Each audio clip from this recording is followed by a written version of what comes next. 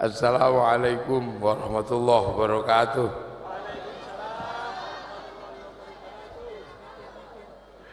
Niki lagi pisan niki duwe MC kaya MC tinju.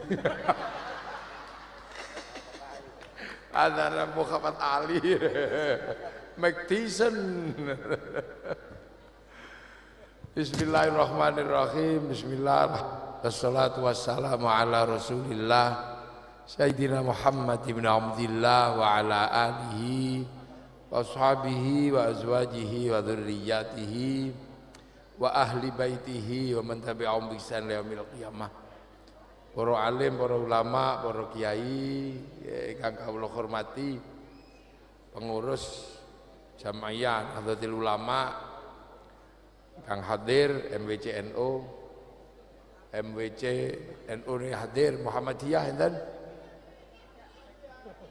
nggih Muhammadiyah salam sedaya kang kula hormati saking jajaran Puspika, Pak Camat, Pak Lurah,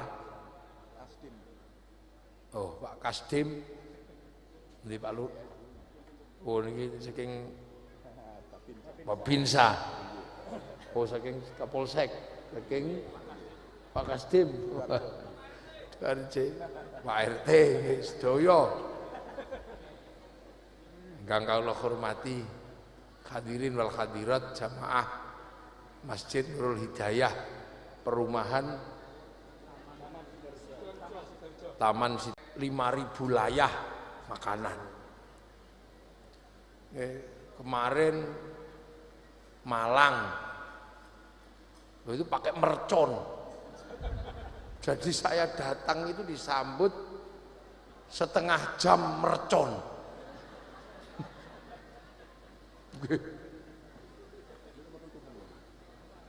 Jadi ini menggambarkan saya ini kadang keliling mulutan itu beda-beda. Ada di Jogja itu kalau mulutan itu tumpengnya segede menur masjid itu. Karena dimasak pakai dandang sewu. Satu dandang isinya beras hampir 2 kilo. Nek 1000 dandang berarti ada sekitar 2 ton beras. Sampai bisa bayangkan 2 ton beras itu kalau jadi tumpeng gedenya seberapa. Terus didoakan, habis itu semua orang berebut tumpeng gitu. Namanya sekaten. Wah ini. Nah ini bener-bener mulutan ini. Tapi karena di perumahan ya coklat. Loh, ono duwike barang iki. Enten buah, enten duit. Lah ini bener nih mulutan yang asli itu begini. Ya. Jadi memperingati Maulid itu macam-macam. Kalau orang Turki biasanya kalau mulutan itu baca Maulid dari pagi sampai pagi lagi. Loh.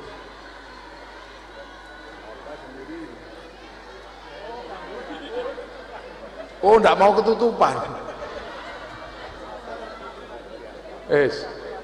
Bu ibu enggak kelihatan.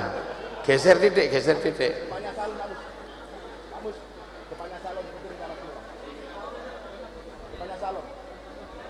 Oh, geleng ngarepe salon.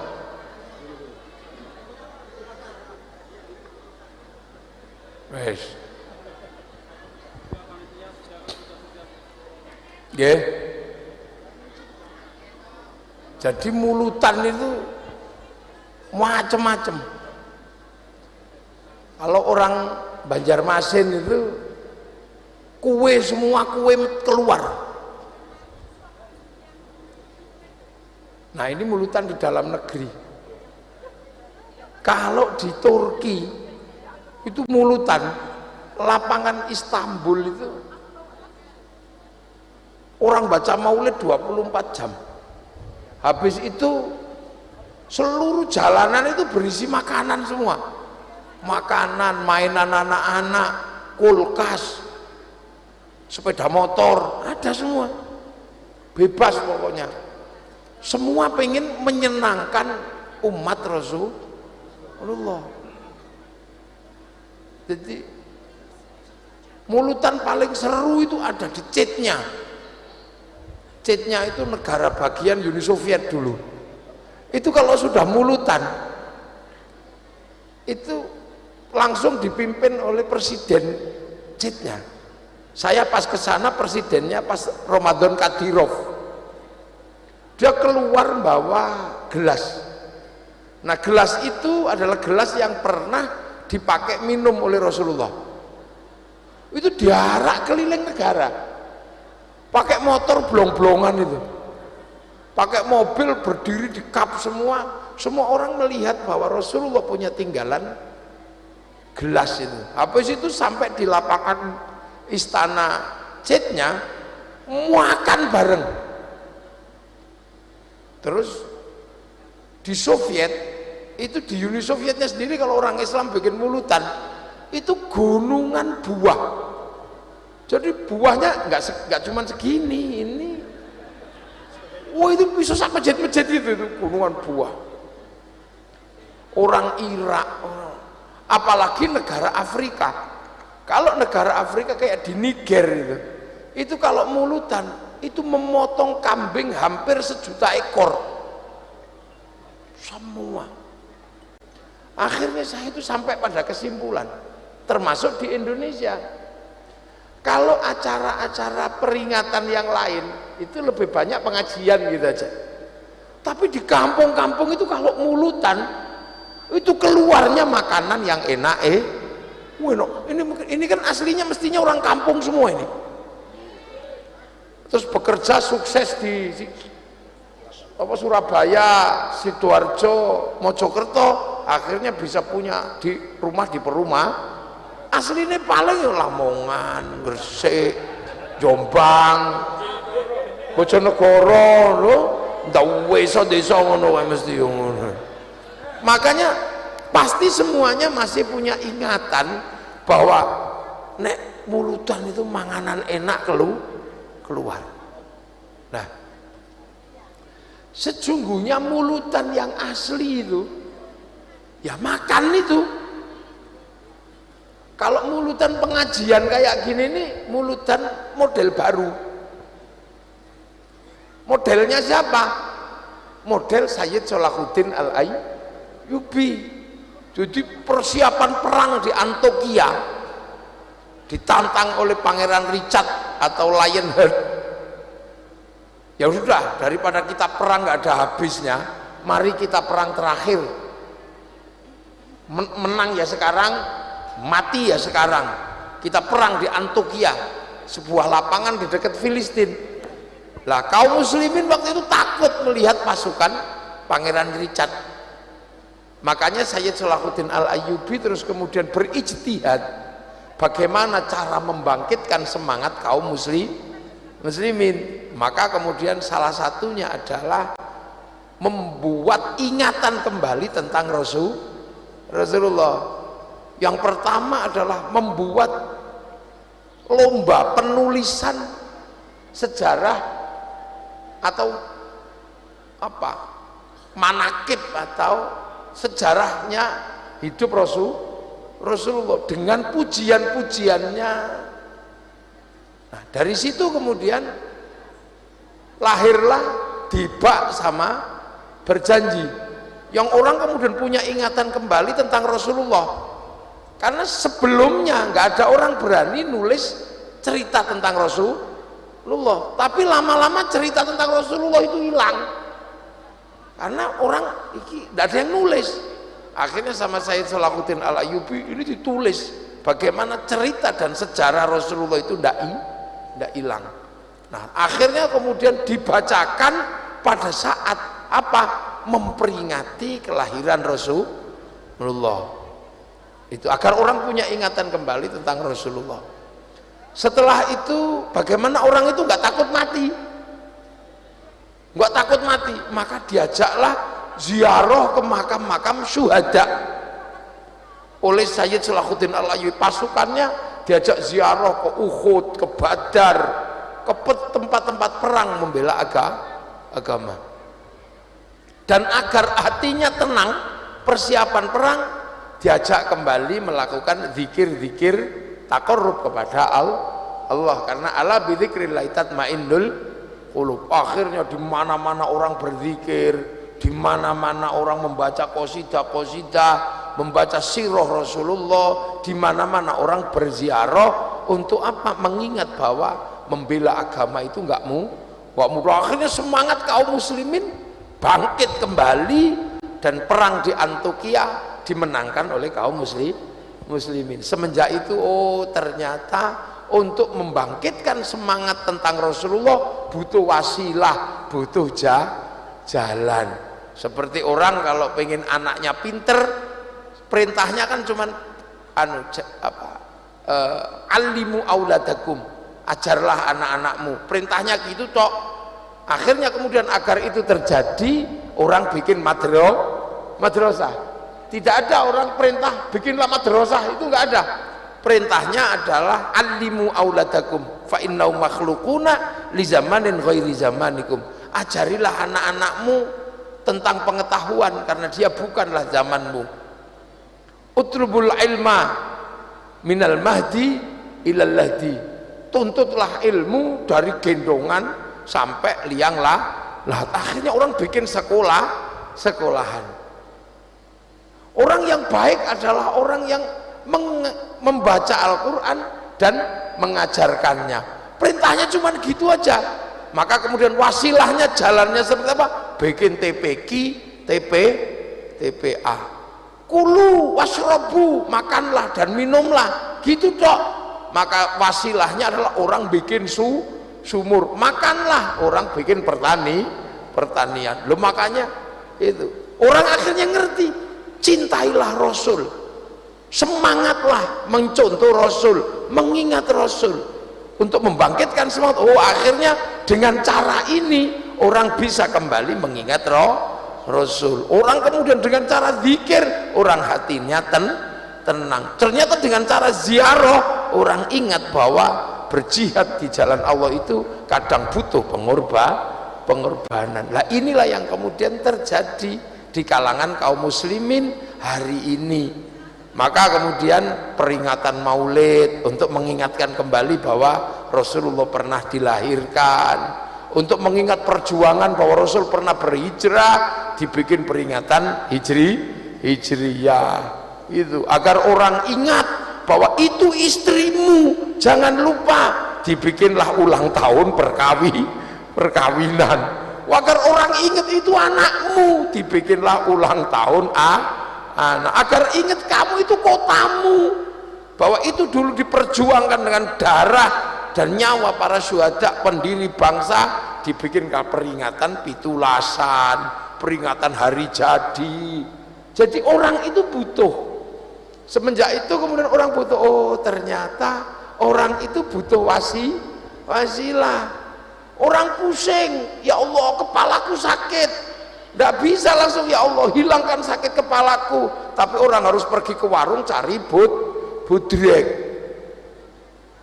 Ya Allah aku pengen ibadah khusyuk, ternyata khusyuk itu butuh masjid. Orang harus bikin masjid. Jadi ini ya Allah ini. Maka kemudian jalan-jalan menuju kesempurnaan, menuju perjuangan ditempuh. Salah satunya kemudian menempuh jalan apa? Mengingatkan kembali sejarah Rasulullah. Dan itu cara paling efektif adalah dengan peringatan Maulidin Nabi Muhammad Sallallahu Alaihi Wasallam. Semenjak itu seluruh dunia Islam memperingati Maulid Nabi, termasuk Saudi Arabia, termasuk.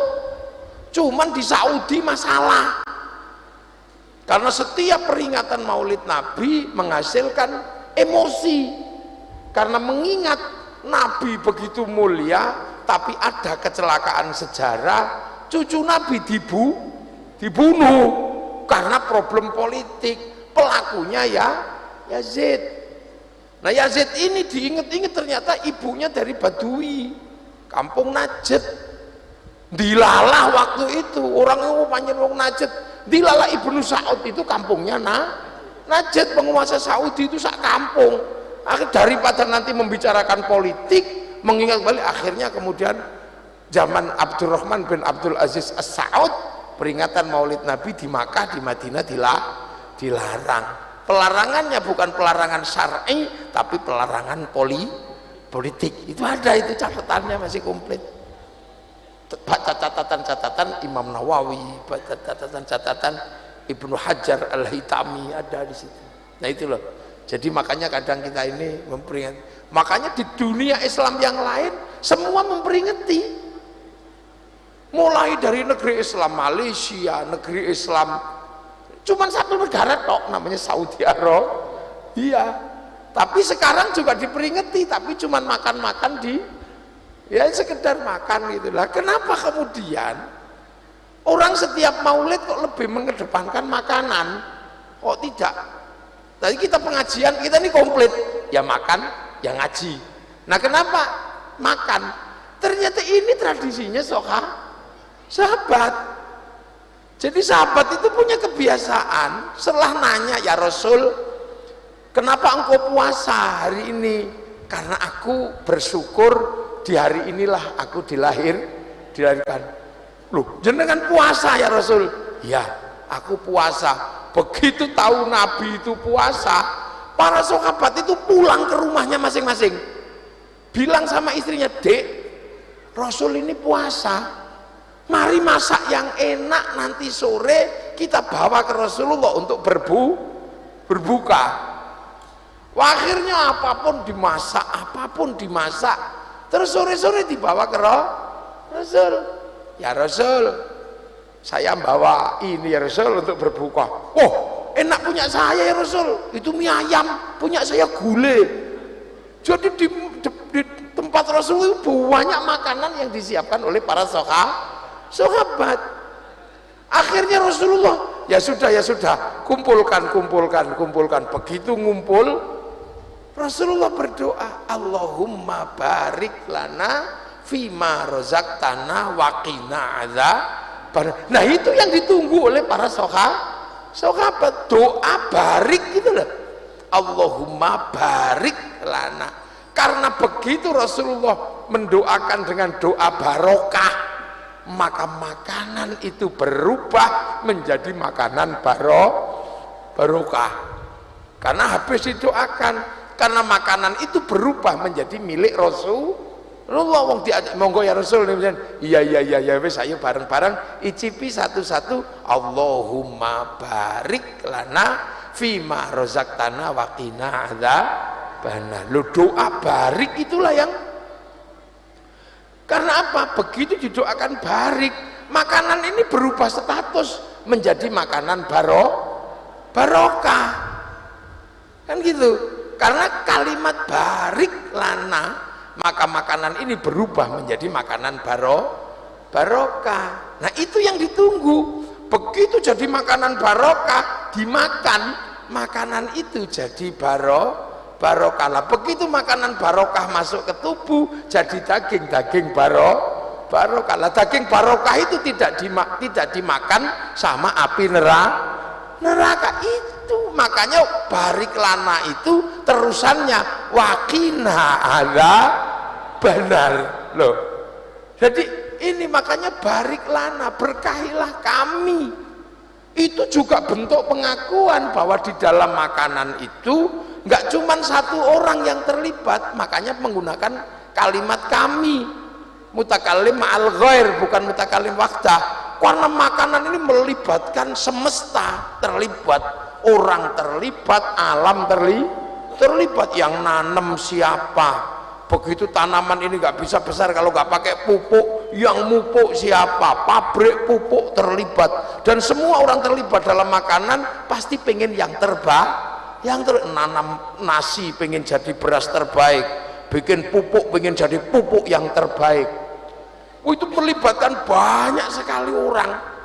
Apalagi kalau sudah dimasak, Kalau sudah dimasak, semua dunia terlibat, mulai dari pembuat api, mulai dari pembuat kompor, mulai dari pembuat rice cooker, mulai dari pembuat apa ini piringnya, mangkoknya, apalagi kalau sudah dicampur bumbu, tambah banyak yang terlibat. Yang nanam jahe siapa, yang nanam kunyit siapa, yang nanam merica siapa, semua pengen yang terbaik.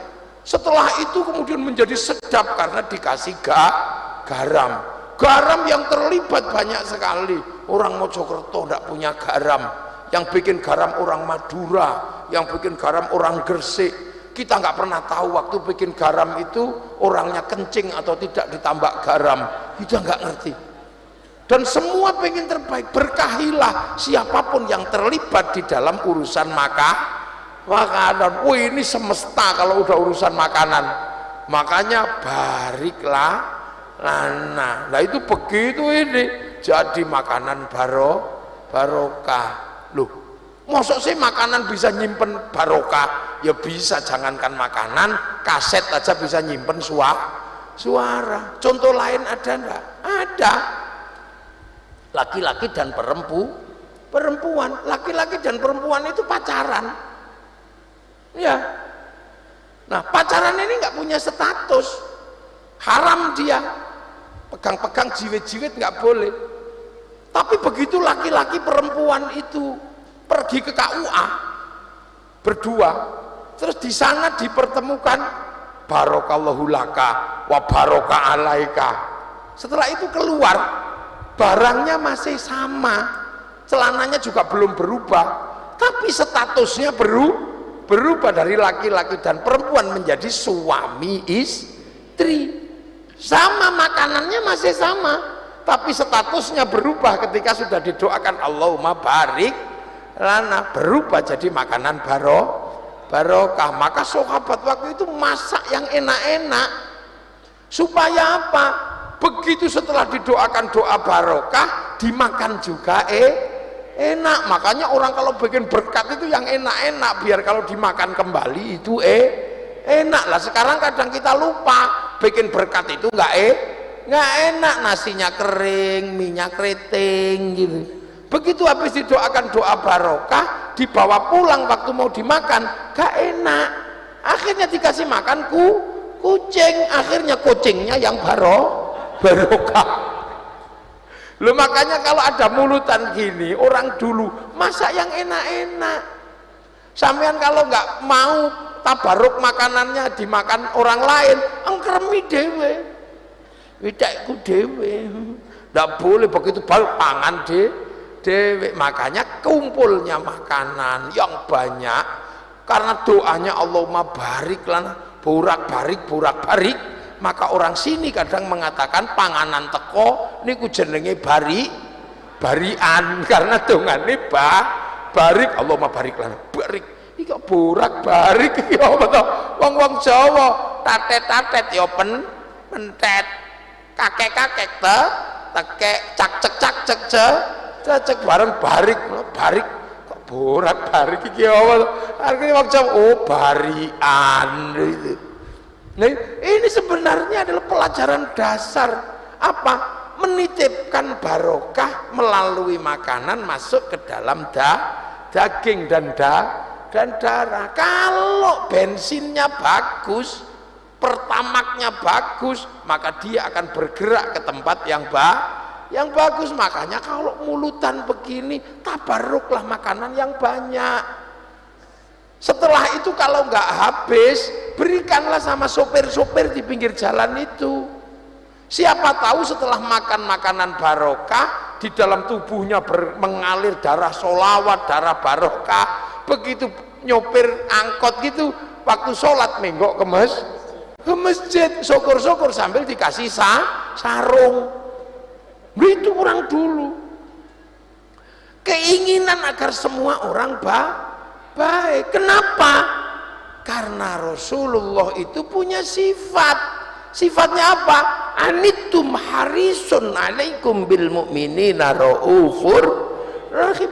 Bener-bener ingin semua orang jadi baik. maka mencontoh Rasulullah itu macam-macam.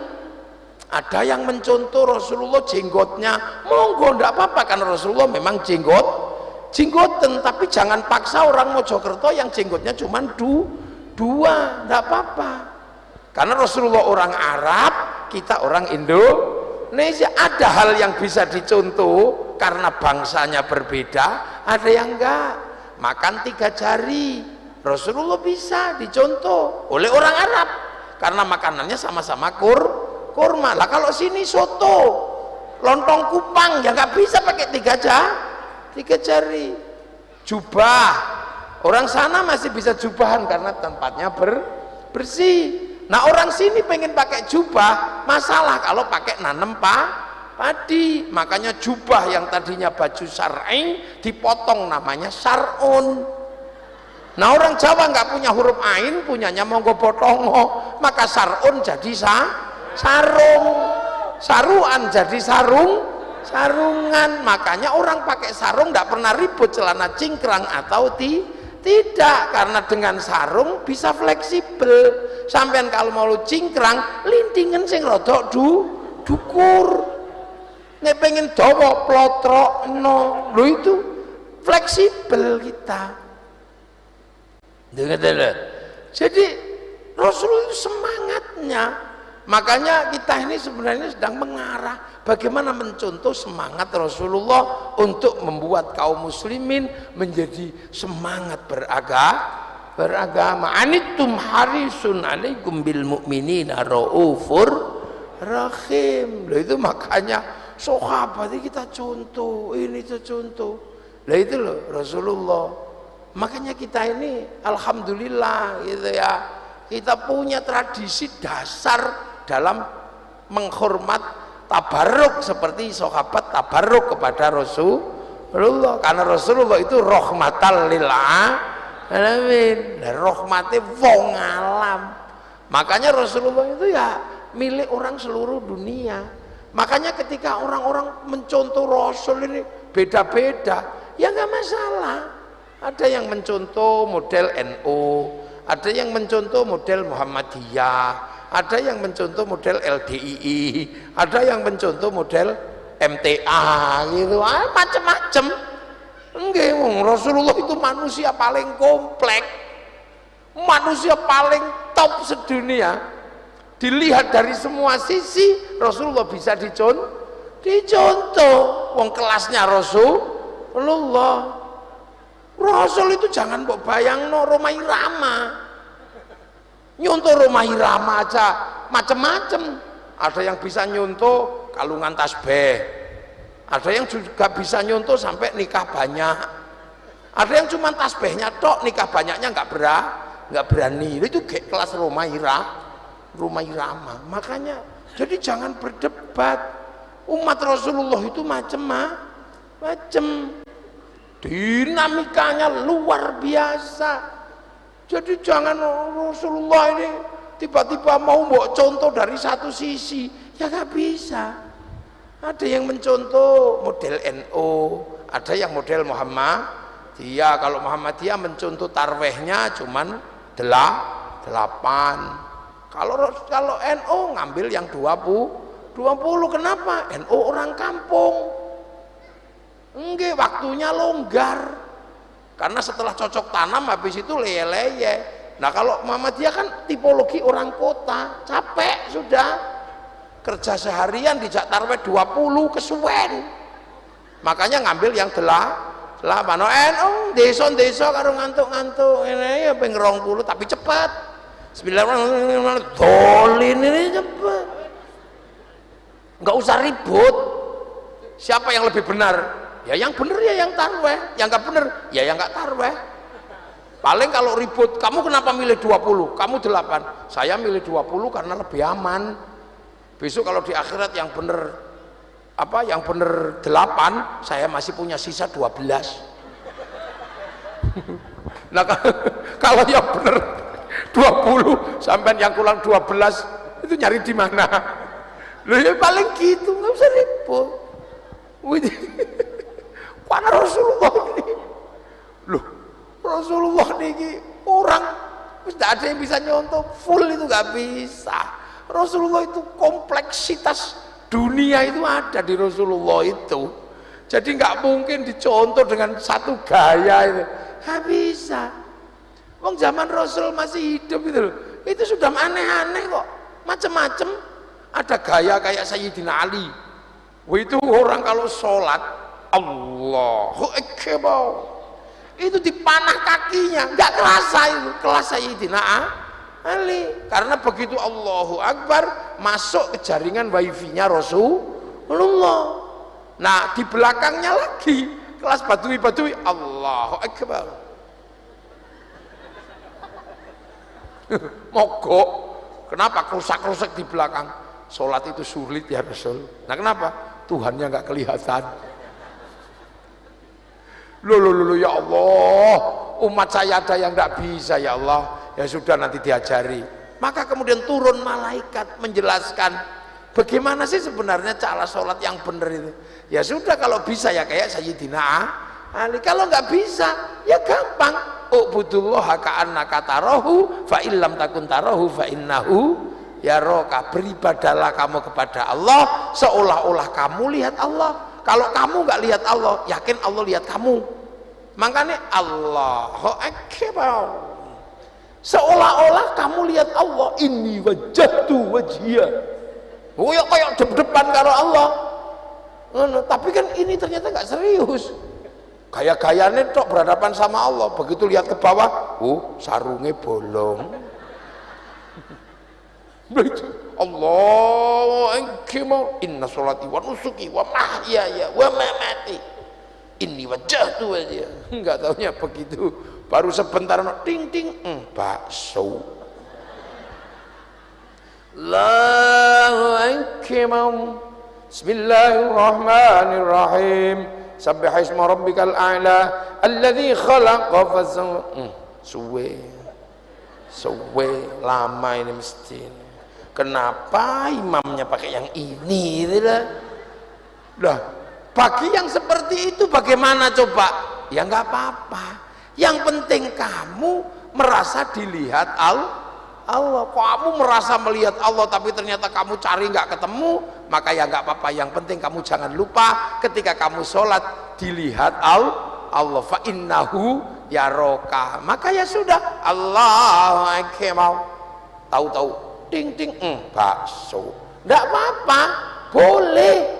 Yang nggak boleh itu lupa kalau dilihat Allah. Nah kalau lupa tiba-tiba 2 mangkok Pak, nah itu nggak boleh itu, batal.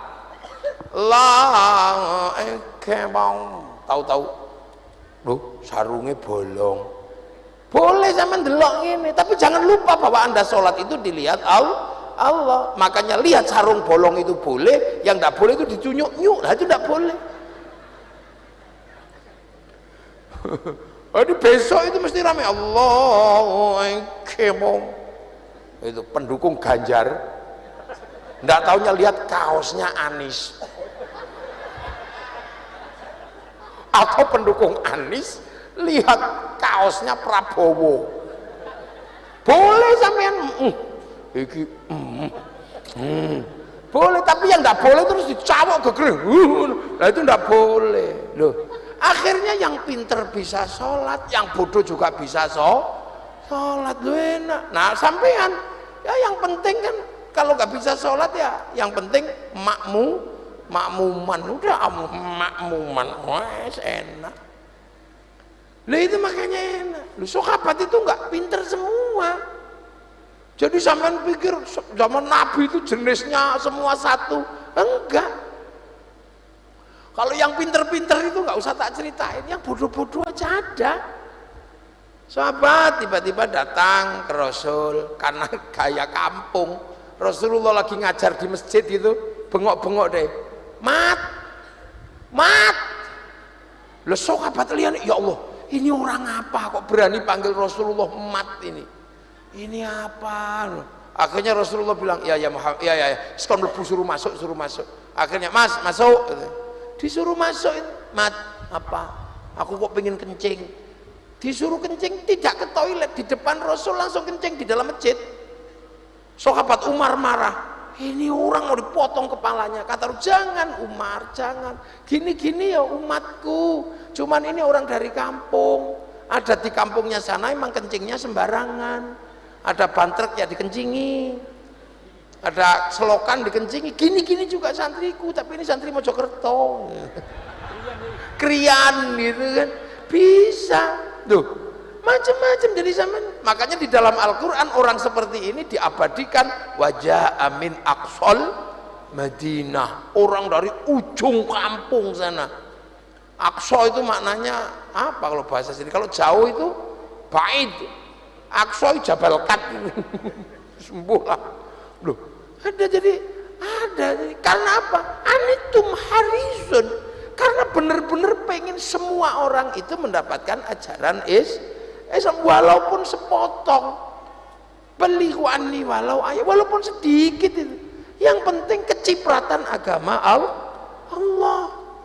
Makanya jangan dikit-dikit musyrik kafir.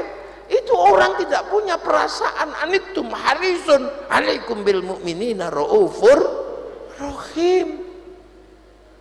Loh, makanya dulu zaman Rasul orang mabuk. Biarin pertama dikatakan mabuk ada manfaatnya, tapi ada bahayanya.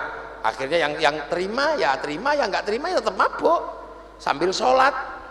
Begitu sholat mabuk, sholatnya muser sampai akhirnya turun ayat wala taqrabus sholata wa antum sukara hatta ta'lamu ma taquluna wa a'lamu ma taf'alun. Sampai begitu lama-lama bisa innamal khamru wal maisir wal ansab rijsun.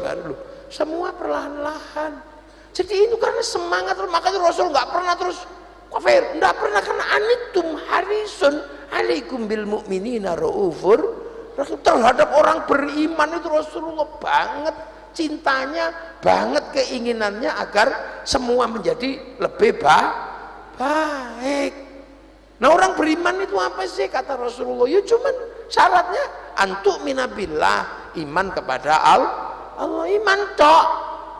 Nah, orang beriman itu kedua cirinya apa? Wa malaikatihi, percaya malaikat Allah, percaya gitu toh, nggak perlu lihat beneran. Wa kutubihi, dan kitabnya Allah, Al-Qur'an. Yang lain biar diurus yang lain, yang Injil diurus sama Nasrani, yang Taurat diurus sama Yahudi. Nah, yang Islam ngurusi Quran. Nah, sampean iman Quran ya harus bisa baca Quran. Tapi karena kita ini tahu nggak mungkin semuanya bisa hafal Quran, maka ya sudah kita kasih yang Yasin tok. Maka kita bikin jamaah Yasinan, biar kalau nggak kebagian Quran 30 juz tetap kebagian Yasin. Nah, ada yang Yasin kepanjangan, kita bagi kulhu falak nas, namanya tahlilan. Ada yang kebagian cuman semilai Rahman Rahim, itu namanya suwuk loroun untung. Yang suaminya istrinya cerewet kita bagi sumumpuk mun umyum faum la yarji'un. Yang tidak bisa apa-apa kita bagi, kalau dipanggil suaminya dijawab nun, itu Quran. Ini karena kita pengen semua kebagian Al-Quran. Nah, kitabnya Allah. Nggih, nun pun ngaji niku meng sak huruf. Niku sesuk tetep balik nang Gusti Allah. Nggih, wa rasulihi, lan utusane Gusti Allah. Wal yaumil akhir, lan dina akhir kiamat. Jadi wong iman itu cuman itu aja, percaya dina kiamat. Tapi ada yang sering bahas, kayak Hizbut Tahrir itu seneng bahas kiamat. Awas, tanggal 15 Ramadan akan ada asteroid. Ternyata semua orang takut, jual sawah, jual kebun dipasrahkan sama panitia hari kiamat, akhirnya nggak jadi. Nah, kiai-kiai kenapa jarang bahas kiamat? Kata kiai, lah yo wong bareng-bareng kok dibahas nemen-nemen. Wong kiamat itu ndak kayak giliran listrik, jadi blung rampung. Itu. Nah, orang diajari iman itu apa? Iman itu percaya kepada wabil qadri khairihi wa syarrihi minallahi ta'ala. Ngono tok, sing penting apik elek iku kok Gusti Allah, itu harus percaya sampean. Saya kata siapa nggak percaya? Ayo, caranya gimana? Ya memahami hal yang sederhana. Sampean mungkin tubuhnya capek sekali, ya Allah, kenapa kau berikan aku kecapean seperti ini? Nggak usah marah, capekmu itu ditunggu sama tukang pijat. nggak usah emosi. Sampean tiba-tiba bannya kempes, nggak usah marah, itu sudah ditunggu tukang tambal ban. Sampean mencret, nggak usah marah, ditunggu sama obat digigiti nyamuk, nggak usah marah, sudah ditunggu sama cap King Kong. Begitu, jadi nggak ada dunia ini lah. Semua sudah ada yang nunggu. Sampean pilek, ditunggu sama Mixagrip. Ini sampean, ini semua ada yang nunggu. Lahir kok nggak bisa keluar, ditunggu sama dokter sesar. Sampean gudiken, ditunggu sama obat kurap. Sampean kok lemes, ditunggu sama obatku kuat. Semua dia nunggu, kok kata siapa? Allah sudah bagi, sampean kebagian menunggu atau yang ditunggu. Sampean kok ora mati-mati, ya ditunggu karo tukang penggali kubur. Kok gak ono mati. Yo takdir yo ketentuan Allah ya, ape elek wis ono sing nunggu. Kata siapa? Duh, seperti mulutan, ya ditunggu tukang son. Lha nek ora ono mulutan ya tukang son ya prei. Paling nek ora nganteni mulutan ngenteni Monata atau Adela. Ya kayak MC tadi itu Adela. Biarlah semua berlalu, hadapi seperti.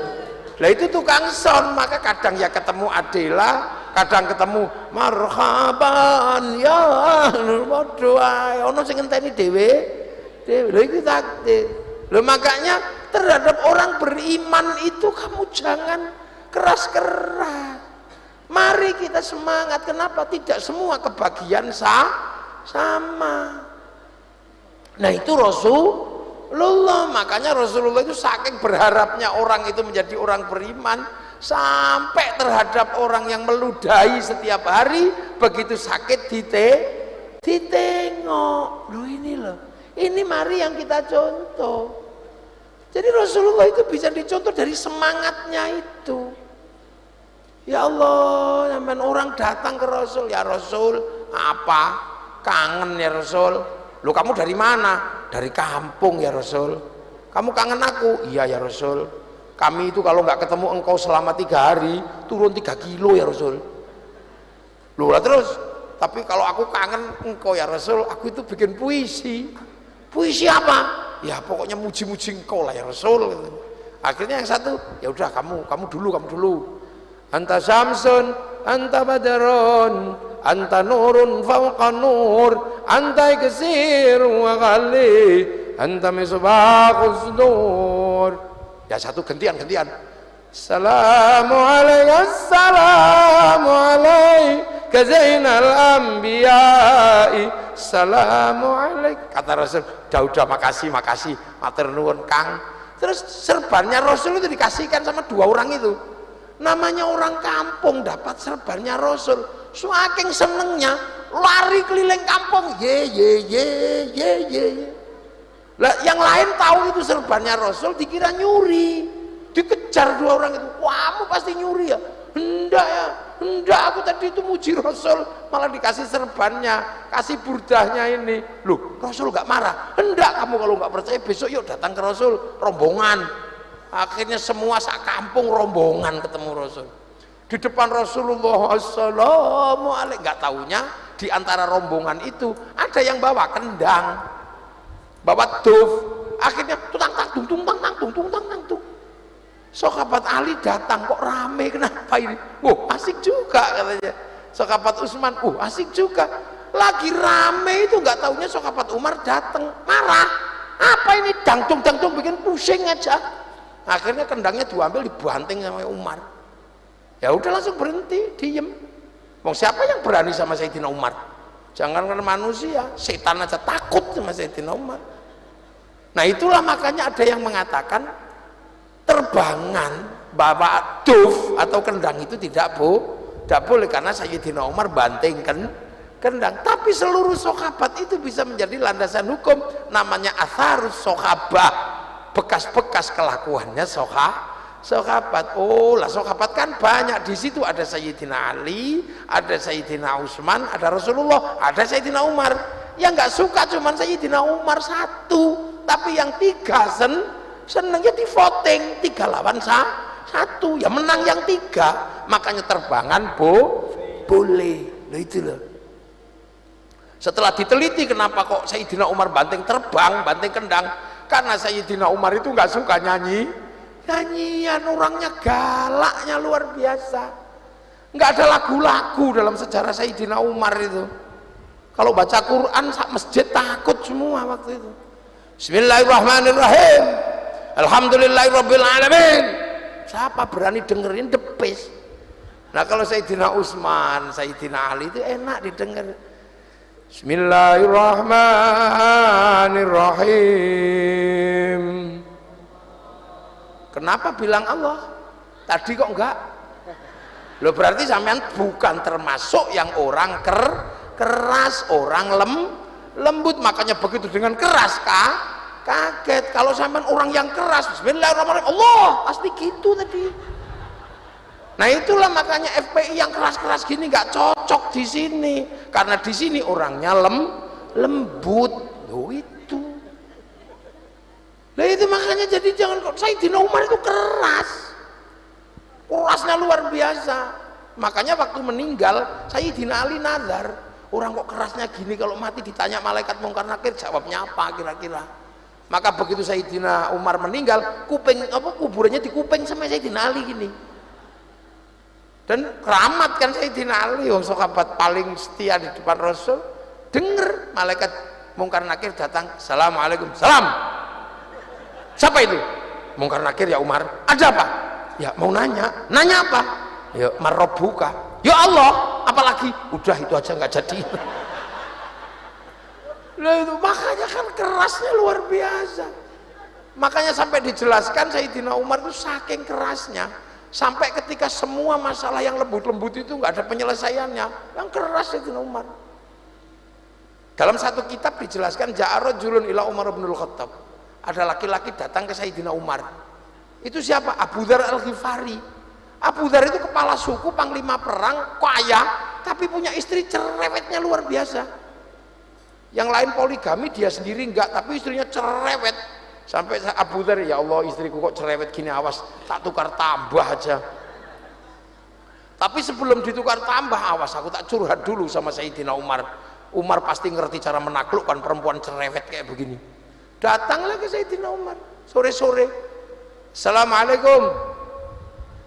Oh belum dijawab, Sayyidina Umar nggak jawab, nggak dengar, karena ternyata di dalam rumah Sayyidina Umar lagi diomeli. Sayyidina Umar lagi diomeli sama Bu Nyai Atikoh, istri Sayyidina Umar kayak ngomel, Sayyidina Umar diem aja. Oh berarti Umar nggak dengar tak salam tadi, ya udah biarin kita tunggu. Begitu selesai, assalamualaikum, salam. Siapa itu? Saya ya Umar. Siapa? Abu Dzar. Oh Kang Abu, ada apa? Nggak jadi, sama aja. Ya Umar, tadi aku mau curhat tentang istriku yang cerewet, ternyata kau juga dicereweti istrimu juga diem aja. Kenapa kamu diem ya Umar? Padahal kamu kan laki-laki yang paling tangguh, setan aja takut. Ya Abu Dzar, kamu jangan begitu. Untuk urusan perempuanku, aku lebih mengerti tentang dia daripada orang lain. Oh itu loh, iya Sayyidina Umar. Perempuanku memang galaknya luar biasa, hampir setiap hari aku diomeli, tapi bagiku itu tidak masalah, karena itu tidak pernah sebanding dengan kasih sayangnya pada anak-anak dan keluarga. Lah itu Sayyidina Umar.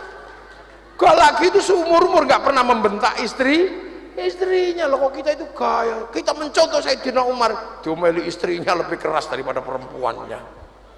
Itu Umar, itu Sayyidina Umar. Ada lagi sahabat itu yang senengannya tidur di masjid itu, tapi sholat apa ibadahnya nggak terlalu serius. Tiba-tiba setelah subuh Rasulullah turun dari masjid itu, ditanya, ya Rasul, apa? Mata sah, kapan kiamat? Halah kamu nggak usah lihat kita tanya kiamat. Kiamat itu pakai bekal. Nanti kamu bekalmu apa kalau mau mati? Halah, kiamat mau mati aja kok pakai bekal. Saya nggak bawa bekal ya Rasul. Terus bekalmu apa? Cinta sama engkau ya Rasul. Hah? Cinta dok? Iya. Terus nggak menjalankan ibadah secara tertib? Enggak ya Rasul, pokoknya aku cinta engkau lah. Seneng tok? Iya ya Rasul. Ya sudah kalau kamu seneng aku, lu nanti dulu ya Rasul. Aku udah jujur cinta sama engkau. Aku mau nanya sekarang, engkau seneng nggak sama aku ya Rasul? Ya iya wong kamu seneng aku, masa aku enggak? Nah ini yang kutunggu ya Rasul. Kalau engkau cinta sama aku juga, kan nggak mungkin engkau tega meninggalkan aku di neraka. Ya iyalah wong kamu seneng sama aku, nanti kamu bareng di surga bareng sama aku. Man ahabbani kana ma'i fil jannah. Jadi asbabul wurudnya hadis itu karena peristiwa itu. Akhirnya dia lari, yes, itu lari dia. Terima kasih ya Rasul. Oke, yes. Sayyidina Abu Bakar dengar seperti itu kaget. Loh, iku nggak modal masuk surga. Seneng tok. Sayyidina Umar datang ke Rasul, ya Rasul, asli itu ya Rasul. Nggak modal gitu bisa masuk surga. Ya iya ya Umar, ya Abu Bakar, mertuaku cinta sama aku, itu sudah bisa bawa masuk surga. Ah, seneng tok gitu nggak modal. Iya Abu Bakar, dia nggak modal aja masuk surga karena seneng. Apalagi aku, anak tak kasihkan, unta tak kasihkan. Saking senengnya Sayyidina Abu Bakar, joget sampai muter gini, yes. Sampai jubah Sayyidina Abu Bakar itu mengangkat ini. Itulah yang dicontoh oleh Sayyid Jalaluddin Rumi dalam satu ilmu Thariqah, namanya Thariqah Maulawiyah, yang sekarang sampai sini dikenal dengan tari sufi. Itu sadari. Jadi Rasul itu betapa semangatnya untuk orang agar menjadi baik dengan keadaan yang berbeda-beda. Kalau yang kelas 1 nggak usah dibahas, tapi keinginan Rasul agar semuanya selamat itu di semua dididik, semua dimong. Bahkan satu ketika ada orang geger satu Mekah itu, musim haji ada orang tawaf, nggak pakai doa tawafnya, cuman baca ya Karim, ya Karim, ya Karim, ya Karim, ya Karim, ya Karim, ya Karim, ya Karim, muteri Ka'bah cuman ya Karim, ya Karim, ya Karim, ya Karim. Sahabat yang lain geger, ya Rasul, ada apa? Ada aliran sesat kayaknya ya Rasul. Sesat gimana? Ya ada orang tawaf itu nggak, doanya nggak kayak biasanya, cuman ya Karim aja. Ah mosok? Iya ya Rasul, kalau nggak percaya lihatlah ke Ka'bah. Akhirnya Rasulullah turun ke lantai Ka'bah, beneran ada orang ya Karim, ya Karim, ya Karim, ya Karim. Rasulullah lama-lama pengen ngerti ini orang mana, oh ya Karim, ini aliran mana. Akhirnya Rasulullah ngikuti dari belakang, duk ikut di belakang. Lama-lama Rasulullah itu nggak tahan, menirukan ya Karim, Rasulullah ikut ya Karim, ya Karim, ya Karim, ya Karim, ya Karim, ya Karim, kayak anak kecil ditirukan itu. Lama-lama sih ya Karim yang asli ini kan keki, mangkel. Sopo berani menirukan aku ya Karim di belakang, awas nanti tak cekel, tak banting ini orang ini. Akhirnya lama-lama orang ini nggak tahan ditirui Rasulullah. Akhirnya ya Karim, begitu sepi pojokan Ka'bah, Rasulullah ditekel cek gitu, dipiting gini sama orang itu. Kamu ya yang nirukan aku ya Karim tadi ya? Iya. Awas kamu, tak adukan kepada nabiku kamu. Rasulullah merasa nabi ya, nanya lah, nabimu siapa? Nabiku Muhammad. Loh Muhammad siapa? Muhammad ibni Abdillah. Tak Rasulullah, ya Allah umatku sendiri ternyata. Berarti orang ini belum pernah ketemu aku ini. Akhirnya Rasulullah matek terenyuh Rasulullah, ya Allah ternyata umatku sendiri, ada dari kampung bisanya cuman ya Karim, tapi begitu semangatnya beribadah. Rasul terenyuh menangis. Begitu lihat Rasul menangis, orang ini tambah mangkel. Loh gitu aja nangis? Oh kamu apa sih, kamu nutoin nangis, terus gak sumbut belas men. Wah, akhirnya tangisan Rasulullah mengguncang aras. Malaikat Jibril disuruh turun sama Allah. Ya Jibril, lihat kenapa nabiku menangis, Rasulku menangis. Loh ya Muhammad, kamu nangisnya dipiting. Oh tar dulu Bril, bukan karena dipiting, tapi aku terharu karena dia tadi itu ya Karim diadukan sama umatku, yang lain sahabatku, aku cari dia dan tak tirukan, dia marah. Tak pikir umatnya orang lain, begitu tak tanya umatku sendiri. Aku terharu Bril, sakitnya tuh di sini. Ibaratnya kalau orang kita kan. Akhirnya Rasulullah nanya, kamu belum pernah ketemu Muhammad? Belum. Kamu tak bawa ke sana, tak banting kamu di sana. Mas, Kamu belum pernah. Bener, kamu itu tanya terus. Akhirnya kata malaikat Jibril, ya Rasul, daripada kamu dipiting terus, kamu ngaku aja. Akhirnya, Mas, Muhammad itu siapa kira-kira? Kamu tahu nggak? Muhammad itu aku. Hah? Engkau Muhammad Rasulullah? Nangis ya Karim, musir meluk ya Rasul. Aku mohon maaf, aku belum pernah ketemu engkau ya Rasul. Aku belum pernah, aku dari kampung sana jauh. Aku itu paling pinter sekampung ya Rasul. Tapi isone cuman ya Karim tok. Makan yo ya Karim, yo ya Karim, apa aja ya Karim ya Rasul. Setelah aku tahu ternyata aku itu bodoh ya Rasul. Mau aku minta ya Rasul, nanti kalau aku di neraka jangan kamu tinggalkan aku ya Rasul. Ajaklah aku ke surga ya Rasul. Iya. Kamu nanti tak ajak ke surga karena kamu umatku, kamu cinta sama aku. Lah, orang seperti itu dipeluk Rasul, ya. Tambah nangis, sama-sama nangis. Setelah itu, terima kasih ya Rasul. Ketawa orang itu, joget dia. Ye. Loh, kenapa kamu joget? Aku bahagia ya Rasul. Ternyata kau tidak pernah melupakan aku. Aku seneng nanti kalau aku masuk kalau engkau ke surga, aku kau ajak ke surga. Aku seneng ya Rasul, terima kasih. Begitu seperti itu Allah, ya Muhammad, bilangi itu orang itu, walaupun sudah kamu ajak ke surga, jangan lupa dosanya tetap tak hitung nanti. Nah begitu Kang, kata Allah, walaupun kamu tak ajak ke surga, dosamu masih tetap dihitung sama Allah. Orang itu malah apa ya Rasul bilang sama Allah, lu bilang apa? Pokoknya kalau dosaku dihitung, aku nggak pernah takut, karena kalau dosaku dihitung, Allah tak ajak hitung-hitungan. Loh, kok kamu ajak hitung-hitungan gimana? Apa maumu? Pokoknya kalau aku dosaku dihitung, Allah tak ajak hitung-hitungan. Tunggu aja, Allah tak ajak hitung-hitungan. Akan kuhitung. Kalau dosaku dihitung Allah, akan kuhitung seberapa besar pengampunan Allah kepadaku. Dosaku kalau dihitung, akan kuhitung dengan seberapa besar pengampunan Allah. Kalau Allah Maha Pengampun, gak mungkin dosa gini aja kok dihitung. Kalau dosa gini aja dihitung, gak usah pakai gelar Maha Pengampun. Maha Pengampun, oh gini aja dihitung katanya. Rasulullah nangis, ya Allah, ya Karim tak kira bodoh, ternyata pinter. Loh, iku ya Karim penjenengan iso macem-macem, Fatihah iso, popo iso. Loh, itu Rasulullah, anitum harisun alaikum bil mu'minina raufur rahim. Semangatnya membuat orang agar dia semuanya menjadi orang baiklah. Itulah yang kita contoh. Makanya sampai jangan membuat orang lain putus asa hanya karena main ake aja kamu bilang musyrik. Jangan hanya karena sholawatan kamu bilang bina. Jangan, sudahlah, kalau kamu nggak suka ya sudah, nggak apa-apa. Wong kamu sudah paling dekat dengan Rasul. Ini kan orang-orang jauh yang butuh sarana untuk mencintai Rasul. Ada orang zikir la ilaha illallah, jangan kamu marahi karena kamu nggak ngerti di belakangnya itu orang bodoh, nggak bisa zikir kalau nggak dengar imamnya bunyi. Makanya kita kalau berzikirlah yang keras agar yang nggak bisa zikir bisa dengar, ikut zikir. Kita semangat kita di situ. Kalau kita diem gini, lah yang nggak bisa zikir itu sampai kiamat kurang 2 hari juga nggak bisa zikir.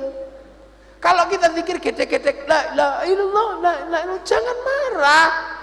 Siapa tahu kiainya sedang mengajari yang di belakang. Agar apa? Agar nggak ngantuk. Karena kalau didiamkan begini, jangan-jangan turu. Menurut lo itu semangat. Lo jangan marah. Semua orang sedang mempelajari. Seperti kita nggak usah marah sama istri kita. Kadang istri kita itu ada yang kayak orang gila. Siapa? Kalau punya istri jadi guru TK. Wong hanya sekedar mengajarkan cinta kepada ibu bapak aja, kalau pakai joget ngapain? 1, aku sayang ibu. 2.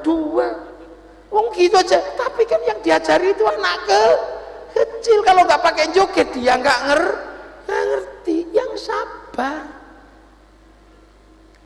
Kenapa sih orang sholat kadang mundur? Karena menunggu temannya yang kadang nggak bisa sholat kalau nggak ada imamnya. Dia kuli, dia orang bodoh. Tunggulah yang imamnya pinter, supaya apa? Yang lain bisa ikut sholat.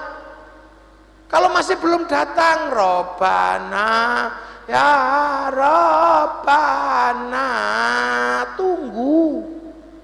Kalau masih kamu capek nunggu, silahkan kamu pujian tombo ati. Wong wis pegel yo nambani atine dhewe nggih. Nek wis ora teko-teko kamu boleh marah, diurungi anjang boleh, yang penting nanti datang. Semangat agar jangan sampai.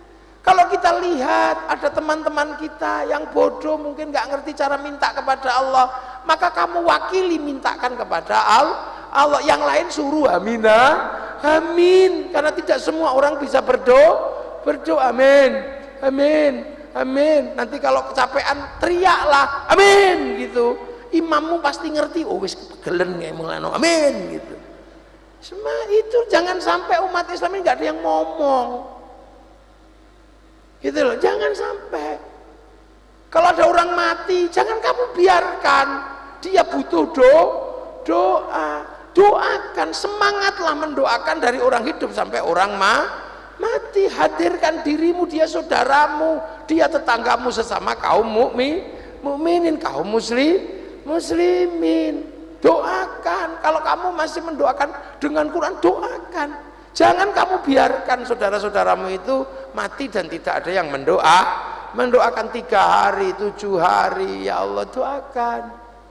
Siapa tahu tetanggamu nggak ngerti cara muji Rasul, ajarkan solawatan.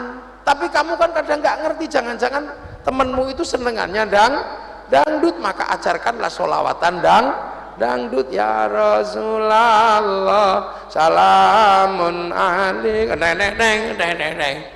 Oh ternyata temenmu itu senengannya lagu Jawa, ajarkan sholawat lagu Jawa. Ya Nabi salam alaika, ya Rasul salam alaika, ajarkan. Oh ternyata anak-anak itu seneng kalau sholawatan sambil joget. Oh ya sudah, kasih suara yang bagus, kasih sound yang besar, kasih bendera biar gini.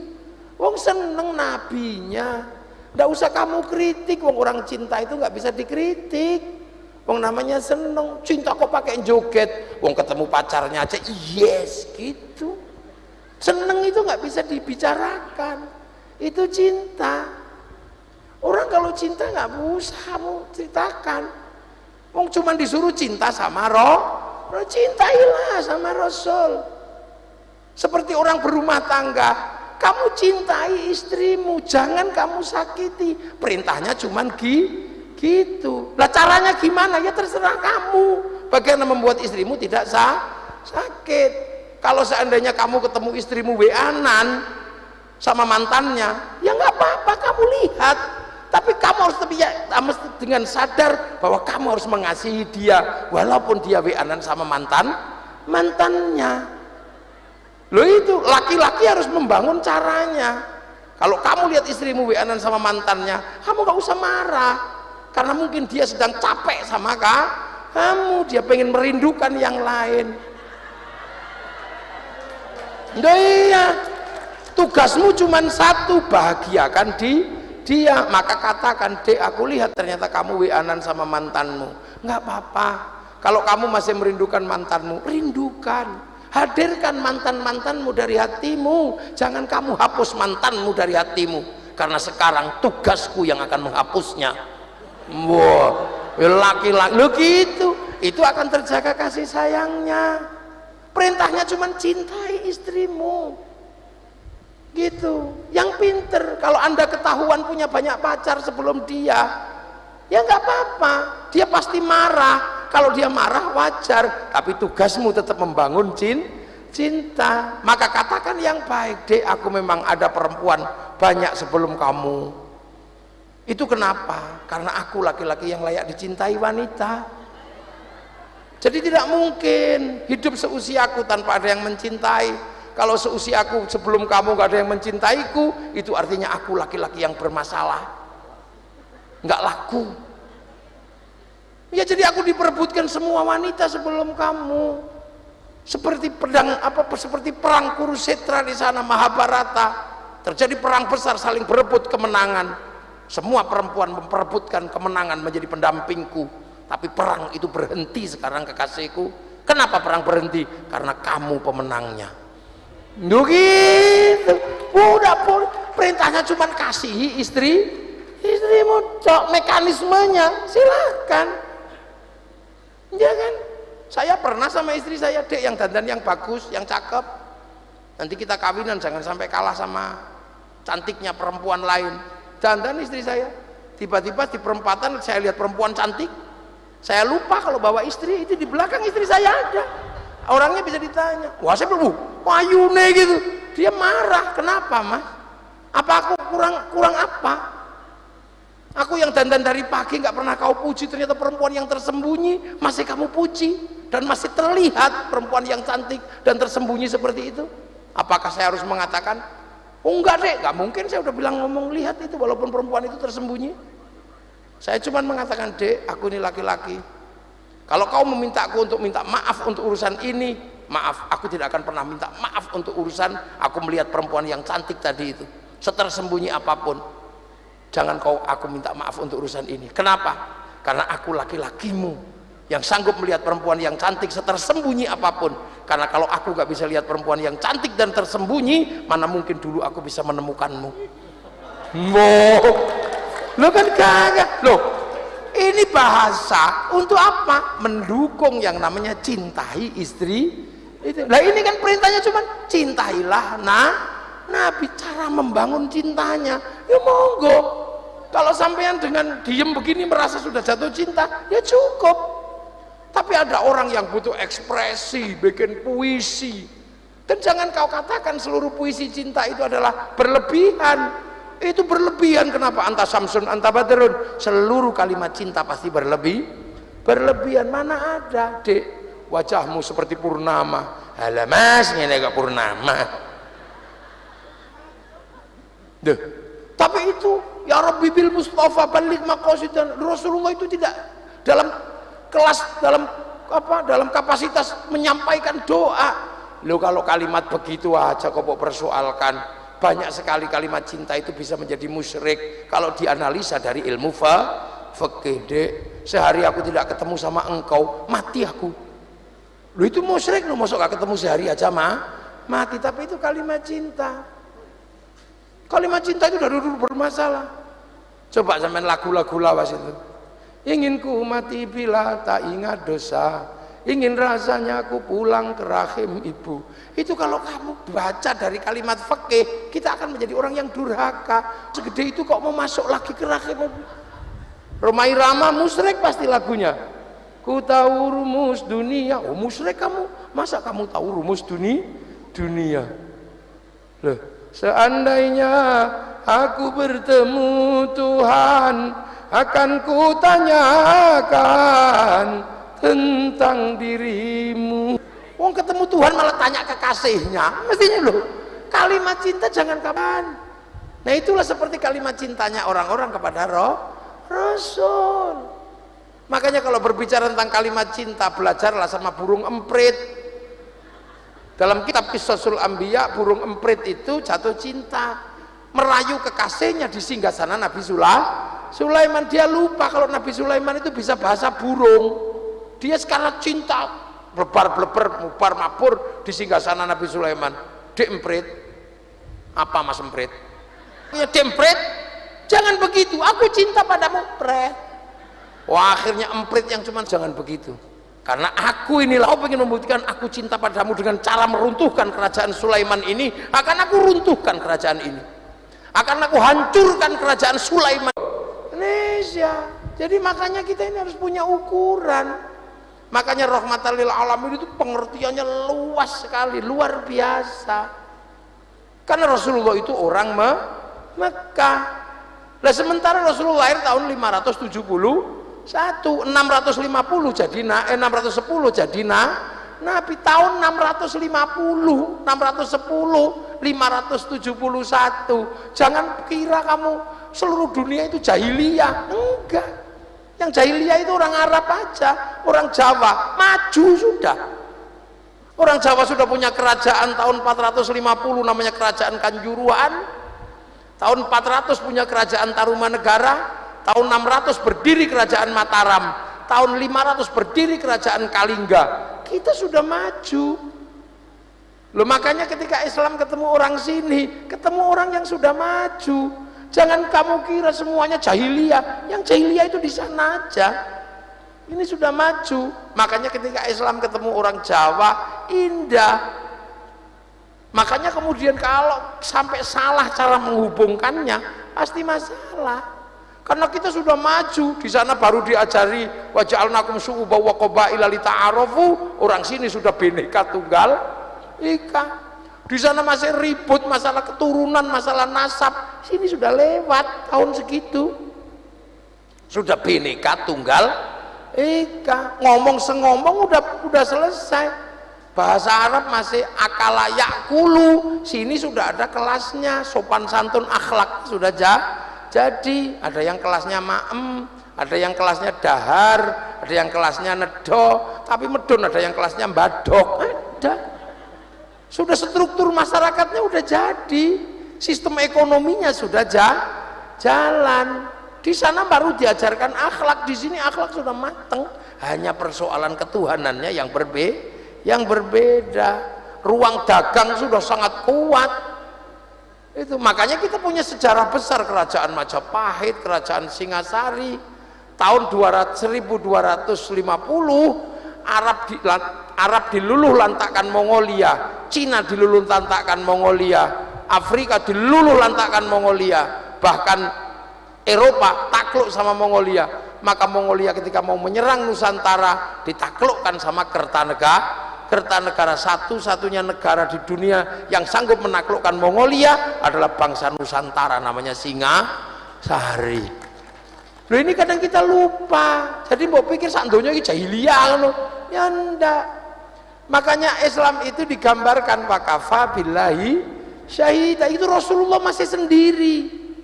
Sampai akhirnya kemudian ketemu teman, walladzina ma'ahu.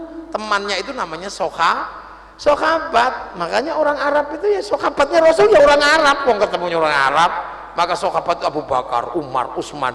Nggak ada sahabat kok namanya Joni, itu nggak ada. Orang Arab sana asyidda'u 'alal kufar, galak sama orang kafir. Yang dikafir-kafirkan oleh Al-Quran ya orang Arab. Abu Jahal, Abu Lahab, bukan orang Jawa. Lu jadi jangan kemudian menganggap ini jahiliyah. Yang dikafir-kafirkan oleh Quran itu waktu itu ya orang Arab, bukan orang Krian. Jadi makanya nih yang nggak boleh lupa. Sampai akhirnya kumpul bagus, ruhama'u bainahum, tarahum ruka'an sujada yabtaguna fadlan minallah wa ridwanan simahum fi wujuhihim min atharis sujud. Sampai akhirnya terus kemudian mathalum fit Taurat atau mathalum fil Injil kazar'in, seperti tanaman. Makanya kemudian ada yang nanam Islam dibawa ke Eropa, pemimpinnya namanya Tariq bin Ziyad. Ada yang ke Afrika namanya Salman Al-Farisi, ada yang ke Cina namanya sahabat Sa'ad bin Abi Waqqas, dibawa kemana-mana. Terus ada yang dibawa sampai ke Indonesia, kazar'in ditanam, mathalum fit Taurat atau mathalum fil Injil kazar'in ditanam. Makanya kemudian Islam ketemu bangsa Nusantara, jadi rahmat, tidak malah menjadi masalah. Wong ini sudah bagus. Maka akhirnya kalimat-kalimat yang datang dari sana sampai di sini ditanam dengan baik. Allah sampai sini, karena di sini sudah mengenal yang kuasa, maka ditanam namanya pangeran. Pangeran. Suwe-suwe ono sing ngarani sing ngecet Lombok.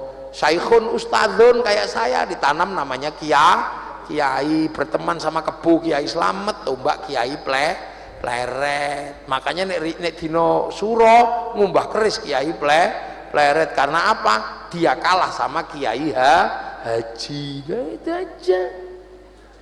Musola langgar, tilmidun muridun santri sama. Yang dulu datang ke sini adalah Honda, maka Yamaha nggak boleh marah ketika RX yang disebut Honda. Mau Ades, mau apa itu, semuanya ya tetap disebut aku. Wah, yang datang pertama aku, wah, ya nggak usah emosi. Seluruh pembalut itu yang datang pertama ke kali softtek ya disebut softtek. Yang datang pertama itu Sanyo, mau Shimizu, mau nasional, ya tetap Sanyo. Bungkus terbaik itu tetap Kongwan. Maka jangan heran begitu dibuka isinya rengginang. Cocok. Dunia itu begini lah, makanya Indonesia ini sudah jalan semua. Jadi nggak perlu diajari berdagang, ini pusat perdagangan kok. Loh makanya terus Indonesia sudah baik. Berbeda-beda tapi tetap satu jua. Makanya Islam datang ya nggak emosi. Rasulullah hanya mengajarkan kalau kamu ketemu orang berbeda-beda, hiduplah yang rukun, saling tanggung jawab. Kullukum ra'in wa kullukum mas'ulun an ra'iyati. Kalimat ra'iyah adalah kalimat Rasul untuk mengatur orang berbeda suku, bangsa, agama, hiduplah saling bertanggung jawab. Maka orang Indonesia, para wali menata orang Indonesia dengan konsep ra'iyah yang akhirnya sekarang diterima oleh kita menjadi rakyat. Rakyat itu bahasanya Rasulullah. Kullukum ra'in wa kullukum mas'ulun an ra'iyati. Maka berbeda-beda tapi saling tanggung jawab. Maka jangan mengkafirkan sesama ra'iyah. Maka kiai-kiai sepuh mana ada yang mengkafirkan rakyat? Enggak ada. Anitum hari sun, kecuali yang baru-baru itu suka kafir karena apa? Dia nggak punya umat. Dia ustadz freelance. Umatnya subscribe kadang. Saya ini jelek-jelek Surya NU. No, itu makanya sudah indah aja. Itu nah ro'iyah kalau ngumpul namanya musyarakah. Lahirlah konsep masyarakat. Kalau berbeda faham wasyawirhum fil amri, lahir konsep musyawarah. Karena dulu yang nata adalah para wali, maka daerahnya disebut wilayah.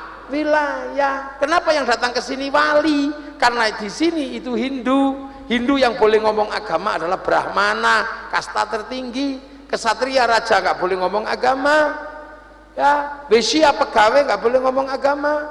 Sudra apalagi nggak boleh ngomong agama. Nah sudra itu petani, pedagang itu sudra. Makanya jangan mengatakan Islam disebarkan saudagar, nggak masuk karena saudagar itu sudra. Makanya yang bisa mengimbangi Brahmana itu wali punya karomah, Brahmana punya cakti.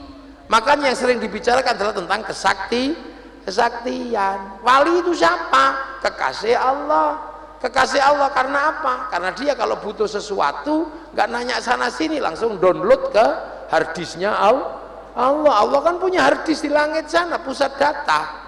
Orang Yahudi menyebutnya tabut Sulaiman, orang Yunani menyebut kotak Pandora, orang Jepang menyebut kantong Doraemon. Kalau kita menyebut Lauhil Mahfud, maka kemudian wali-wali itu download. Ya Allah, qalu rabbuna Allah, tsumma istaqamu tatanazzalu alaihimul malaikah alla takhafu wala tahzanu. Download 3 tahun, 7 tahun. Makanya wali itu paketannya besar. Seperti handphone terhubung dengan satelit. Maka handphone bisa bagi-bagi foto, bagi-bagi gambar, yang penting punya kuota. Kalau nggak punya kuota, cari wifi gratisan .co.id. Sama kalau kemudian kita nggak punya paketan, ya kita pakai wifi-nya Nabi, wifi-nya wali. Ila hadratin Nabiyil Mustafa, namanya tawassul. Habis itu wa ila jamil mu'minal nat al ahya'i minhum wal amwat, set bagi semua. Lu masa doa bisa dibagi? Ya bisa, wong sepak bola aja bisa. Loh, sepak bola itu satu orang nonton di Qatar, di syuting naikkan ke satelit, dibagi seluruh dunia, namanya siaran langsung, bagiannya sama. Makanya doa kalau pakai wifi-nya Nabi, wifi-nya wali, bisa di-share it ke semua orang. Makanya orang kalau nggak percaya doa dibagi, nggak percaya, ya itu namanya orang nggak punya TV. Makanya kita ilah hadratin Nabi, makanya sampean nggak usah khawatir. Kalau malaikat mau nyari sampean, di Sherlock, terus di on off kick, ya udah selesai, paketannya habis, wassalam. Nah itu wali-wali makanya disebut wilayah itulah yang akhirnya jadi NKRI, Negara Kesatuan Republik Indonesia. Maka pemimpin tertingginya Majelis Permusyawaratan Rakyat. Kenapa pakai majelis? Karena isinya orang berbeda. Tafassahu fil majalis fafsahu yafsakhillah. Kalimat majelis. Lah ini satu-satunya negara muslim dunia yang sanggup mengambil kalimat ra'iyah untuk mengatur warga bangsanya hanya muslim Indonesia. Loh. Jadi jangan kau bilang negeri ini tauhid. Makanya NKRI bagi penerus para wali, NKRI harga mati. Inilah yang akhirnya menyelamatkan Nusantara, berbeda-beda tapi tetap satu, hidup saling bertanggung jawab. Makanya Arab satu bangsa pecah puluhan negara, Cina satu bangsa pecah puluhan negara, Afrika satu bangsa pecah puluhan negara. Kita puluhan bangsa, suku dan agama mampu bersatu dalam satu negara kesatuan Republik Indonesia. Loh iki. Jadi kita ini sebenarnya negeri paling sunnah itu ya Indonesia. Makanya jangan kau togut-togutkan Indonesia karena kamu nggak paham desain Nusantara itu para wali. Makanya kalau mau belajar tentang Indonesia kamu harus mengenal para wali. Kalau kamu nggak kenal para wali, kamu tidak mengerti hidup di wilayah. Makanya biasanya yang togut-togut seperti itu tidak pernah ziarah wali. Tentara penjaga wilayah, makanya tentara harus ziarah makamnya wali. Loh itu. Polisi juga sama. Loh makanya wilayah wali-wali kita jaga, kita ziarahi. Begitu kita ziarah, ro'iyah terlibat semua. Ayo sampai hitung, sholawat semua terlibat. Begitu sholawatan terjaga persatuan, bakul bakso datang, bakul tahu datang, semuanya sholawatan. Ada yang jualan, ada yang bawa bendera gini-gini, gagang pancing laku. Ziarah makam wali bis pariwisata laku. Di makamnya para wali apa yang terjadi? Orang jual nasi laku, jual katok laku, bahkan copet bisa hidup di makam para wali. Begitu ku ziarah wali sana kita ziarahi, akan ada kerinduan di mana jasad-jasad guru kita disemayamkan. Orang Mojokerto, orang Sidoarjo ziarah Demak rindu dengan makam Sunan Kalijaga. Orang Demak ziarah Surabaya rindu makam Sunan Ampel. Setiap kerinduan kepada tanah di mana gurunya disemayamkan melahirkan rasa cinta pada tanah air. Suruh ngebom nggak berani. Wong ada makamnya Sunan Ampel, maka seluruh teroris pasti tumbuh dari orang yang tidak pernah ziarah kubur. Bla bla. Ini menjaga NKRI karena ini tanamannya. Loh makanya kiai-kiai itu dijaga sama para wali. Ya kan, karena kiai itu dibagi dua oleh para wali. Kiai sakti sama kiai kurang sakti. Kalau kayak saya disebut kiai sakti, bukan. Apa kiai sakti? Kiai kayak saya bisa diinterupsi itu, Gus sudah malam berhenti saya. Lah kiai sakti itu siapa? Kiai kalau sudah khutbah Jumat itu paling sakti, nggak ada orang berani sudah. Ittaqullah, berhenti. Makanya ketika khotib itu nggak ada yang berani, jangan sampai ngawur. Biar nggak ngawur suruh baca sama pegang tongkat. Kalau baca gitu pasti sopan. Ittaqullah, ittaqullah. Lepas teknya ditiup kipas angin bubar. Suruh pegang tongkat pasti santun. Ittaqullah, ittaqullah. Gini-gini tongkatnya lepas. Makanya khotib kalau baca tek dan pegang tongkat dia pasti santun. Begitu teknya hilang, tongkatnya nggak ada, tangannya pasti begini.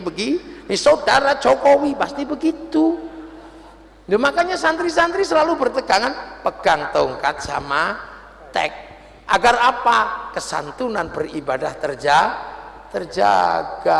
Itulah semuanya akhirnya roda ekonomi berputar, agama terjaga. Di sini semuanya. Hasilnya apa? Tanaman Islam terbesar dunia ada di Indonesia. Yang ditanam ke Afrika macet, yang ditanam ke Rusia berhenti, yang ditanam ke Cina macet, yang ditanam ke Eropa tidak bergerak. Tapi yang bergerak ke sini tumbuh subur menjadi kekuatan muslim terbesar dunia hari ini ada di Indonesia. Orang sholat paling banyak Indonesia, masjid paling banyak Indonesia, orang hafal Quran paling banyak Indonesia, haji terbanyak Indonesia. Loh itu loh hasilnya apa? Ya hasil mulutan, hijriyahan.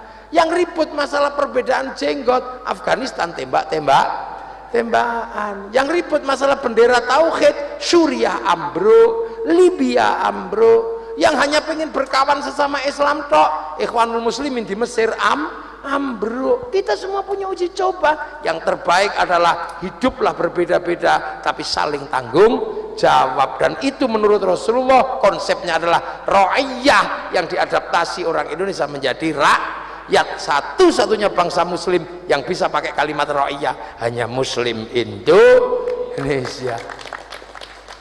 Sembrono, lah itu maka kita jaga persatuan, makan kita jaga bersama, sholawatan bersama mulu, ini cara menjaga. Wa'tasimu bihablillahi jami'an wa la tafarraqu. Tahun depan kalau bikin berkat yang enak ya, bawa sendiri-sendiri, coklat apa digembol gini. Untuk apa? Tabarruk makanan. Yang punya anak kok nakal, bacakan ya Allah ya Latif. Yang punya anak kok dikasih makan kok tambah sehat, bacakan ya Hayyu ya Qayyum. Yang punya anak diajar habis kapur sekilo ya nyantol blas, bacakan ya Fattahu ya Alim. Gitu. Yang punya suami kok pengen kawin lagi, bikinkan kopi, bacakan ya Rahman ya Rahim. Jangan malah kopak kopi, jangan. Bacakan, bila perlu nyanyikan kenangan berdua.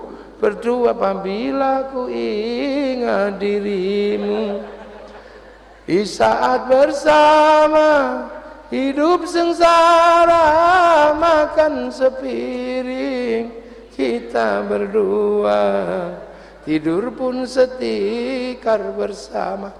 Itu nggak apa-apa, tidak lucu. Atau yang muda-muda, hanya dirimu yang bisa membuatku tenang, tanpa dirimu aku merasa hilang dan sepi. Jangan malah mabuk lagi. Jangan.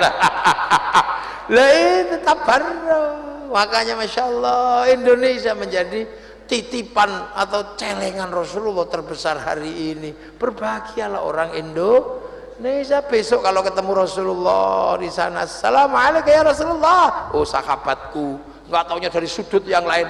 Ya Nabi salam alaika. Lu dari mana itu? Krian ya Rasul. Amma ba'du. Loh, ini baru muqaddimah. Loh, belum mulai ngaji saya. Ini baru pembukaan. Loh, dari tadi saya sudah amma ba'du belum? Ya belum. Pembukaan sih karena ditunggu di tempat yang lain saya. Ya gantian ya. Tahun depan insya Allah parani lagi. Oh, tapi gunungannya yang besar. Oh, kode gitu. Belum yang besar, yang bagus. Nah, ini bagus sudah. Luar biasa ini, nanti baruk semua ini. Iya ini. Ada duitnya berapa ribu itu? Ya 2000-an. Sampean bawa sendiri-sendiri besok, kasih tali begini. Jadi panitia cuma menyiapkan debok. Semua yang datang ngecepke. Yang punya sanyo gantung di mana, yang punya geraji gantung di mana. Siapa tahu ada yang butuh sanyo, gantung sanyo. Siapa tahu ada yang butuh panci, gantung panci. Siapa tahu ada yang butuh sutil, gantung sutil. Semua ingin apa? Membahagiakan umat Rasulullah, saling membahagiakan. Sesuk gantungin sampean duwe apa wae gawe rene gantungan. Ning aja kathok bekas. Punya apa? Punya kacamata hitam gantung di situ, di mana yang banyak. Nanti semua orang akan merasakan alhamdulillah, ternyata apa? Mencintai Rasulullah itu menggembirakan, membahagiakan. Nanti pasang tali-tali jadi semua nanti nyentel ke gitu. Saya kalau di rumah mulutan macam-macam gantungan itu. Ada sutil, ada geraji, ada tata, dan biasanya ada durian sak truk kalau di tempat saya. Ayam yang saya potong mahal semua, ada yang 300 juta, ada yang 200 juta. Lah wong mulutan kok. Nabi kok dibelahke pitik pincang isin. Keluarkan yang terbaik, duwe apa sampean yang terbaik. Siapa tahu ada yang pengen sepeda motor, rak punya, gantung sepeda motor gitu. Lo ini kan juragan semua. Lo yang di atas ini juragan semua. Lo yang saya bawa itu yang Barubi sebelah itu penjual truk terbesar di Jawa Timur. Siapa tahu ada yang pengen truk, gantung truk gitu. Lo ngono terus pura-pura gak denger ngono. Lah iya nggak apa-apa. Sampean punya, ada mungkin tetangga nggak punya helm, gantung helm. Siapa tahu ada yang nggak punya tutup mobil, gantung tutup mobil. Nanti kan orang nyari kebutuhannya masing-masing. Yang nggak butuh nggak usah ngambil. Lihat ini. Ada yang gantung miwon, ada yang gantung sarip. Ini terserah. Bawa masing-masing. Ono ke 10 gantungan biar digantung. Berlomba-lomba lah masak yang enak, taruh di sekitar sini. Jadi siapapun yang pengen makan, tunjukkan bahwa kita punya masakan yang ini enak. Yang ahli masak gulai, masaklah gulai. Yang ahli masak kikil, masaklah kikil. Yang ahli lontong kupang, masaklah lontong kupang. Taruh di sini berjajar, biar semua nanti bisa menikmati. Oh indahnya umat Rasulullah. Itu kan penting. Kadang ono wong dituturi gak kenek tapi dijak mangan gelem lu ngono. Wong teko ngono iki. Ya teko ora apa umat Nabi macem wis to kabeh semua berharap apa? Berharap sesuk entuk syafaat Kanjeng Nabi. Enggak ada orang di sini nih enggak mau syafaat, semua pengen diakoni jadi umat Rasul. Kalau di alam hati orang ada keinginan berbuat baik, itulah Rasulullah. Anittum harisun alaikum bil mu'minina raufur rahim. Ndak usah kufar kafir, ndak usah. Apalagi kalau cuman pilpres beda calon, nggak usah mengkafir-kafirkan orang. Wong pilpres itu cuman terusannya pilkades saja kok ribut. Ya pilkades itu kan di kampung, kalau tingkat kabupaten pilbub, tingkat provinsi pilgub, tingkat negara pilpres, pesta demo rahasia biasa, seneng-seneng, ada duitnya, kadang ya ada biasa gitu. Kalau dicari polisi ya jangan ketahuan, karena polisi mencari money politik. Nah sementara yang dikasihkan pada kita kan uang bensin, jadi nggak ketemu. Loh, Pak Babinsa ini kan carinya money politik. Nah sementara yang kita terima kan uang bensin. Kalau diterima masjid namanya sumbang, diterima kiai namanya bisa roh. Lah nggak ada money politik sama sekali kok di situ. Lolos wis toh. Bahagialah, kita ini memang butuh bahagia. Nah Islam yang paling berbahagia itu hari ini Islam Indonesia. Di Suriah tembak-tembakan, di Afghanistan tembak-tembakan, di Saudi beda paham tawuran. Kita di sini wis karep mulai kono masjid kono. Arep Allahu Akbar, terserah. Yang penting kamu jangan lupa belakangmu matane melihat. Nanti ngene nyetop apa koncoku. Ya Allahu Akbar, gak usah. Kalau sampai memang khusyuk semua nggak apa-apa. Tapi kalau nggak khusyuk nggak usah gerayang-gerayang sikile tonggone nggak usah gini, nanti pada diangkat sikile. Sudahlah nggak usah gini-gini. Wong motone koncomu iki tolah oleh ngono saling jaga biar semuanya indah berhadapan kepada Allah. Dan kita besok mudah-mudahan disyafaati Kanjeng Nabi Muhammad sallallahu alaihi wasallam. Al-Fatihah. Siratal ladzina an'amta 'alaihim ghairil maghdubi 'alaihim waladdallin. Amin. Bismillahirrahmanirrahim. Alhamdulillahirabbil alamin. Hamdan na'imin hamdan syakirin hamdan yuwafi ni'amaka fi mazidah. Ya Rabbana lakal hamdu kama yanbaghi li jalali wajhikal karim wa 'azimi sultanik. Allahumma iftah alaina futuhal 'arifin hikmatika wansur alaina rahmatak wa dzakirna wa nasirna biqurbatika ya Allah. Ij'alna ummata sayyidina Muhammad ya Allah. Allahumma ij'alna ummata sayyidina Muhammad. Allahumma ij'alna ummata sayyidina Muhammad. Allahumma aslih ummata sayyidina Muhammad wa farrih ummata sayyidina Muhammad. Billahi ya Allah ijal auladana dzurriyyatina ahli ilmi ahli khair ahli badal qamsun qiyamah bil iman wa hasil jama maqasidana maqasidul akhirati wal hadal wa li abaina ummahatina masyayikhina wa jaddatina alladhina sabaquna bil maghfir lahum warhamhum wa fa'anhum Allah la tahrimna ajrahum wa la taftinna ba'dahum maghfir lana wa lahum Allahumma jal qabr mutamaradil jinan Allahumma jal matafraja min al qubur min la ilaha illallah muhammadur rasulullah biaqil man narji la rabbika radiyatan mardiyah fadkhuli fi ibadati jannati rabbana atina fid dunya hasanah وفي الآخرة وقنا عذاب النار وصلى الله على سيدنا محمد والحمد لله رب العالمين الفاتحة صراط الذين أنعمت عليهم غير المغضوب عليهم ولا الضالين آمين. السلام عليكم ورحمة الله وبركاته. اللهم صل على سيدنا محمد